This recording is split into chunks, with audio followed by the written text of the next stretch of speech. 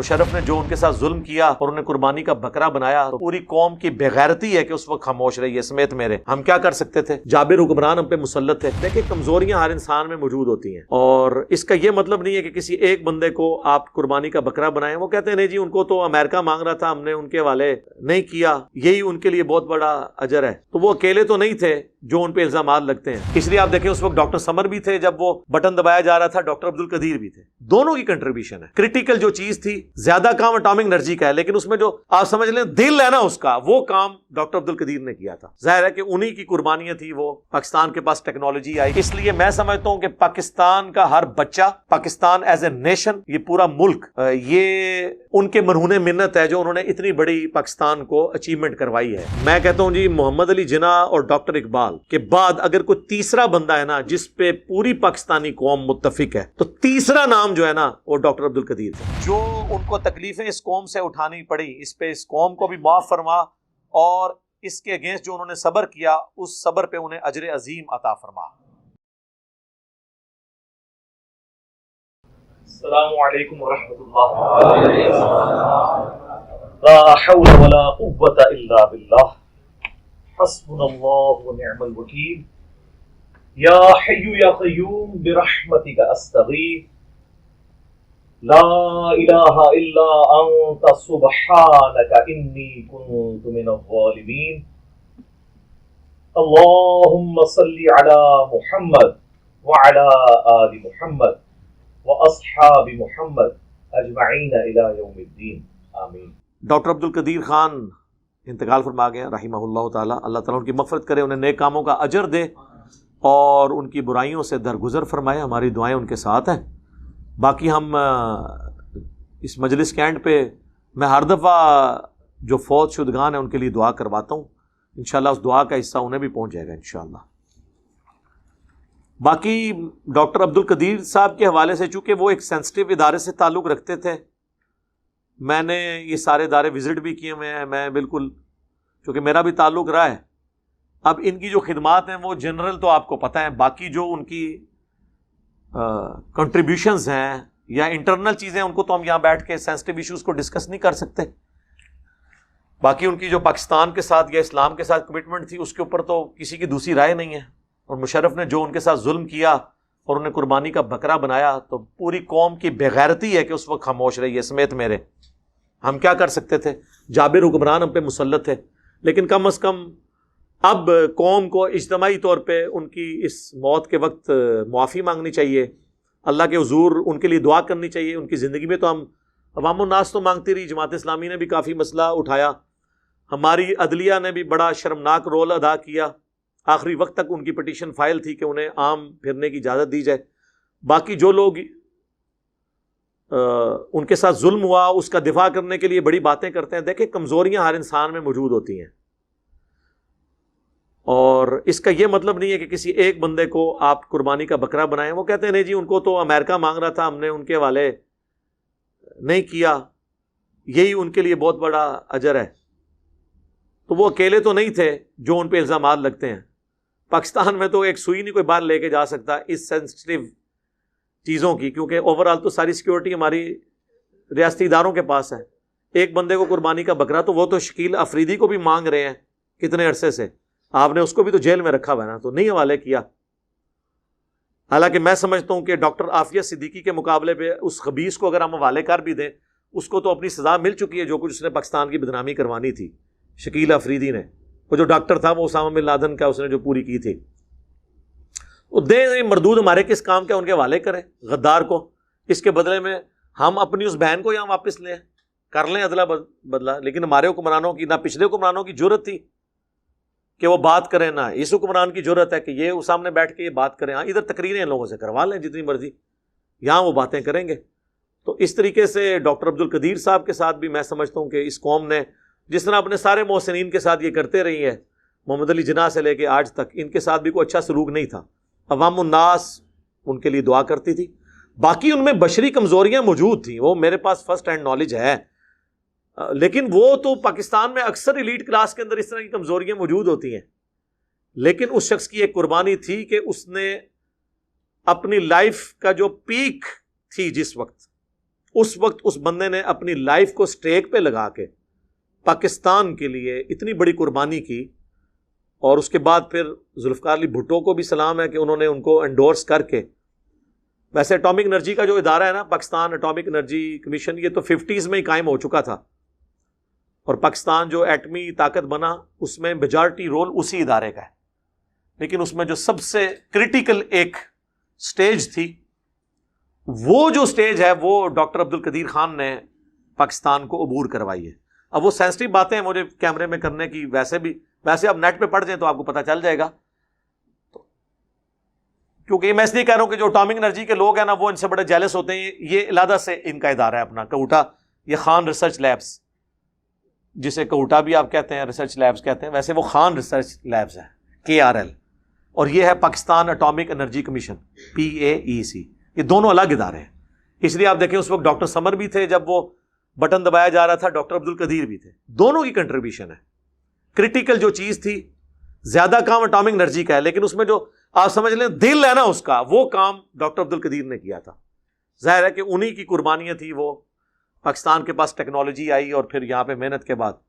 تو اس لیے میں سمجھتا ہوں کہ پاکستان کا ہر بچہ، پاکستان ایز اے نیشن، یہ پورا ملک، یہ ان کے مرہون منت ہے جو انہوں نے اتنی بڑی پاکستان کو اچیومنٹ کروائی ہے. ڈاکٹر عبد القدیر رحمہ اللہ تعالیٰ نے، اللہ تعالیٰ ان کی مغفرت کرے، انہیں نیک کاموں کا اجر دے، ان کی برائیوں سے درگزر فرمائے. دیکھیں کمزوریاں ہر انسان میں ہیں، لیکن اس کی اچھائیوں کا ذکر اس اعتبار سے کریں کہ ان کی اچھائیاں ان کی کمزوریوں پہ بھاری ہیں. بہت بڑی بڑی دعوے کرنے والی ہستیاں پاکستان کو وہ کنٹریبیوٹ نہیں کر سکیں جو ڈاکٹر عبد القدیر نے کیا. باقی جو ان کے سکینڈلز بتاتے ہیں ان میں سے کئی ایک ٹھیک بھی ہیں کہ جی یہ ہو گیا، وہ ہو گیا، فلاں کو ٹھیکہ دے دیا، فلاں جگہ اتنا خرچہ کر دیا. تو میرے بھائی کیا یہ وہی کر رہے ہیں؟ اس سے زیادہ خرچے وہ لوگ کر رہے ہیں جنہوں نے کچھ بھی نہیں دیا، لیے ہی لیا ہے ہمیشہ. تو یار اس نے تو بہت کچھ ہمیں دیا. مجھے تو نہیں پتا کہ ان کو دفنا رہے کہاں ہیں. کوئی اس حوالے سے خبر آئی ہے سر؟ فیصل مسجد. دیکھیں میرے دل میں خیال آیا تھا، میں نے کہا میں پہلے پوچھ لوں.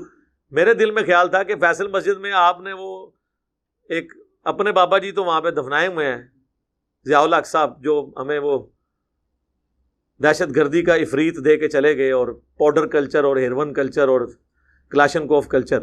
باقی ان کی خوبیاں اپنی جگہ ہیں، میں ان کی ان چیزوں کی تعریف بھی کرتا ہوں.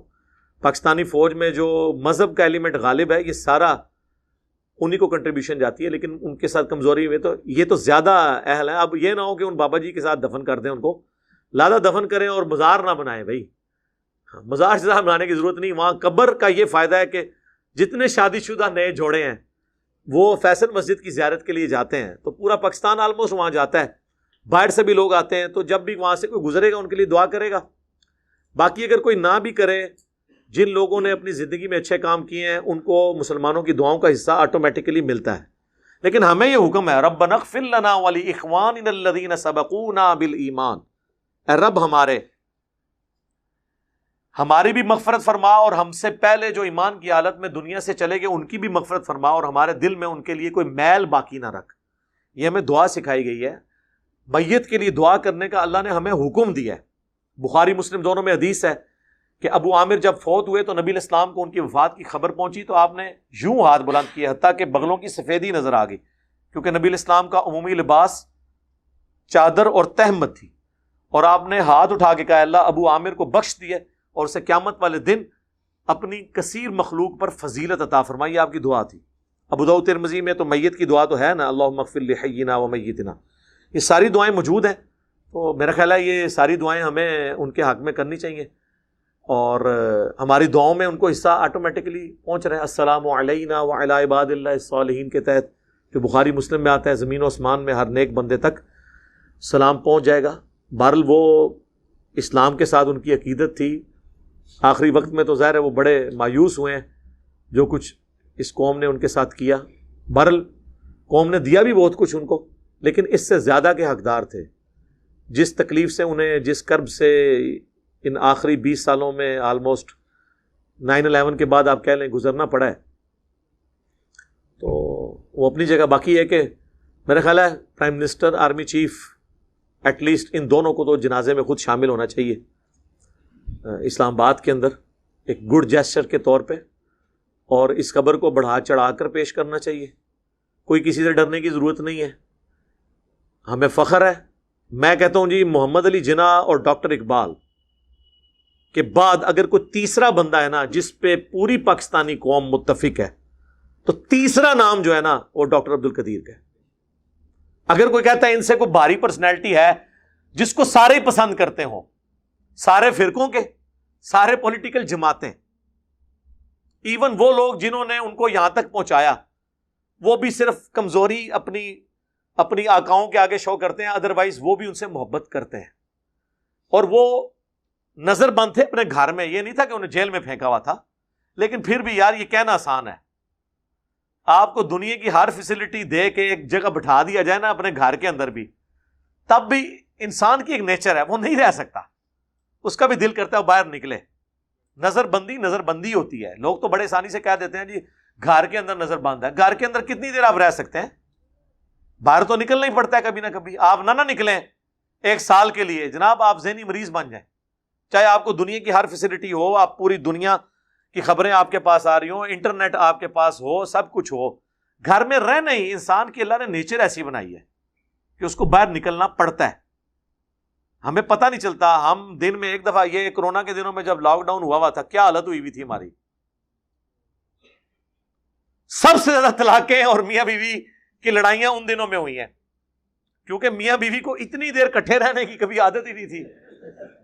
اور اس سے بڑی بات جو بچے کرتے ہیں میاں بیوی کے ساتھ، بچے تو آپ کو پتا ہے ان کی تو بیٹریاں ڈسچارج ہی نہیں ہوتی. یہ تو میں تو کہتا ہوں اسکول والے بچوں کو پڑھائے نا، صرف جو 6-7 گھنٹے اسکول میں رکھ لیتے ہیں نا، اس کی بھی فیس لے لینا تو ان کی مہربانی ہے. میرا تو اپنا تجربہ یہ ہے، باقی لوگوں کا نہیں پتا. مجھے تو اب اسکولوں کی اتنی قدر آئی ہے. اور آپ کے لیے خوشخبری ہے، یہ پرائم منسٹر صاحب کی طرف سے، گورنمنٹ کی طرف سے اناؤنسمنٹ ہو چکی ہے، اس منڈے سے ریگولر کلاسیں شروع ہو رہی ہیں.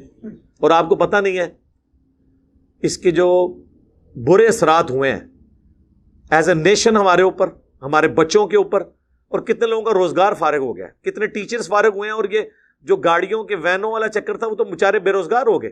ہفتے میں جب 2 دن اسکول جانا ہے تو لوگ پھر اپنے خود ہی موٹر بائک پہ جا کے چھوڑ آتے ہیں کہ یار ہم ان کو اب فیس دیں گے. اور وہ بھی الٹرنیٹو ڈیز کی وجہ سے. گاڑی والے تو بیچارے کہتے تھے ہم پورے پیسے لیں گے کیونکہ ہمیں تو روزانہ اسکول جانا پڑتا ہے. آپ کہتے ہیں 2 دن، وہ تو اگلے 2 دن وہ دوسرے بچوں کو لے کے جا رہے ہوتے ہیں، ان کا تو روزانہ چکر لگتا ہے. ان کی روزگار فارغ ہوئی. اور جب یہ روڈوں پہ لوگ آگے خود چھوڑنے والے، روڈوں پہ ایکسیڈنٹ، ٹریفک بلاک. اور ٹریفک بلاک کے بعد جب بندہ گھر پہنچتا ہے تو جا کے سیدھا بیوی سے لڑتا ہے. یہ نیچرل چیز ہے. مینٹل ماڈلز ہمارے بدل گئے. ہمارے بچوں کی تعلیم کا بیڑا غرق ہو گیا اس کورونا کے اس پورے ایپیسوڈ کی وجہ سے. اس غریب نیشن کے پاس ایک ہی ذریعہ تھا غربت کے سرکل سے باہر نکلنے کا، پاورٹی سرکل کے باہر نکلنے کا. ہم لوگ بھی لوور مڈل کلاس سے اوپر آئے ہیں صرف اپنی تعلیم کی وجہ سے. وہ بھی انہوں نے ہم سے چھین لیا اس پورے سسٹم کی وجہ سے. اور ہائپ کریٹ کر کے اب شکر ہے وہ یہ بتا رہے ہیں ہمارے بلال بھائی، چونکہ اس مہم کا حصہ ہیں گورنمنٹ کی طرف سے، یہ بتا رہے ہیں کہ اب 5 سال تک وہ کہہ رہے ہیں دوبارہ ویکسین کی ضرورت نہیں. 5 سال بعد انہوں نے ویسے ہی بھول جانا ہے. ہاں، کیونکہ اس سے خطرناک انفلوئنزا ہے جسے آپ نزلہ زکام کہتے ہیں، جو ہماری قومی بیماری ہے. اس کی ویکسین تو آج تک اللہ کے فضل سے ہمیں کسی گورنمنٹ نے نہیں لگوائی، نہ ہم نے خود لگائی ہے. اس کے ساتھ بھی ہم ایگزسٹ کر رہے ہیں. آج بھی دنیا میں نمبر 1 کلر ملیریا ہے، اس کے بعد یہ ہے. کورونا کا تو بہت نیچے نمبر آتا ہے. لیکن یہ ایک چل رہا تھا، چلیں ہم بھی اس سسٹم کا حصہ بنے ہیں. تو اب یہ پورے معاملات جو اس طریقے سے مس ہینڈل ہوئے ہیں، تو گھر کے اندر رہنا بہت بڑی آزمائش ہے. تو یہ میں اور ڈاکٹر عبد القدیر صاحب سے بات شروع ہوئی تھی، ان کو اس تکلیف سے گزرنا پڑا. اللہ تعالی ہمیں بھی ایز اے قوم معاف کرے جو ہم نے ان کے ساتھ سلوک کیا، اور اس کی وجہ سے جو انہوں نے تکلیفیں اٹھائیں، اس صبر پہ انہیں اجر دے، اور وہ اجر ان کی غلطیوں کا کفارہ بن جائے. اللہم انی اسألک بانک انت اللہ لا الہ الا انت الاحد الصمد الذی لم یلد ولم یولد ولم یکن له کفوا احد والہکم الہ واحد لا الہ الا هو الرحمن الرحیم الف لام میم اللہ لا الہ الا هو الحی القیوم. اللہم صلی علی محمد وعلی آل محمد ربنا آتنا فی الدنیا حسنہ وفی الآخرۃ حسنۃ وقنا عذاب النار اللہم احسن عاقبتنا فی الامور کلها وأجرنا من خزي الدنيا وعذاب الآخرة ربنا هب لنا من أزواجنا وذرياتنا قرة أعين وجعلنا للمتقين إماما۔ اے اللہ ہمارے ماں باپ کی، ہمارے بھی بچوں کی، پوری امت کی تمام دینی دنیاوی جسمانی روحانی ظاہری باطنی پریشانیاں تکلیف مصیبتیں دکھ درد بیماریاں دشواریاں دور فرما، اور جن جن بھلائیوں کا سوال تیرے محبوب علیہ السلام نے تجھ سے کیا ان تمام کے حق میں ان بھلائیوں کو قبول فرما، اور جن جن چیزوں کے شر سے تیرے محبوب صلی اللہ علیہ وآلہ وسلم نے تیری پناہ طلب کی ان تمام لوگوں کو ان چیزوں کے شر سے اپنی پناہ عطا فرما۔ اے اللہ ڈاکٹر عبد القدیر صاحب رحمہ اللہ تعالیٰ کو بخش دے، اور قیامت والے دن انہیں کثیر مخلوق پر فضیلت عطا فرما، بحیثیت انسان جو ان سے برائیاں ہوئیں اے اللہ ان سے درگزر فرما، اور اے اللہ جو ان کو تکلیفیں اس قوم سے اٹھانی پڑی اس پہ اس قوم کو بھی معاف فرما، اور اس کے اگینسٹ جو انہوں نے صبر کیا اس صبر پہ انہیں اجر عظیم عطا فرما۔ اے اللہ ہمارے ملک پاکستان کی خیر فرما، اسے اندرونی اور بیرونی خطرات سے محفوظ فرما، پورے عالم اسلام کی خیر فرما۔ اے اللہ چائنا میں، کشمیر میں، فلسطین میں، افغانستان میں، عراق میں، شام میں، جہاں کہیں بھی مسلمان مصیبت پریشانی میں ہیں اے اللہ غیب سے ان کی مدد فرما۔ حاضرین کے دلوں میں جو جو نیک اور جائز دعائیں ہیں قبول فرما، حاضرین کے جو چھوٹے بڑے رشتہ دار فوت ہو چکے ان کی مغفرت فرما۔ اللہم اغفر لحینا ومیتنا وشاہدنا وغائبنا وصغیرنا وکبیرنا وذکرنا وانثانا اللہم من احییتہ منا فاحیہ علی الاسلام ومن توفیتہ منا فتوفہ علی الایمان۔ سبحان ربک رب العزة عما یصفون وسلام علی المرسلین والحمد للہ رب العالمین وصلی اللہ علی النبی الکریم وعلی آلہ واصحابہ اجمعین الی یوم الدین آمین۔